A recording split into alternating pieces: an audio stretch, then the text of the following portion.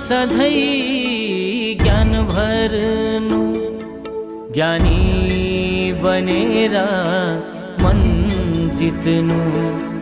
यो मनमा सधैँ ज्ञान भर्नु, ज्ञानी बनेर मन जित्नु। अर्को सधैँ भलो सोच्नु, कुभलो कहिल्यै सोच्दै नसोच्नु। दया मायाले मन जित्नु, संसारमै अमृत ज्ञान बाँड्नु।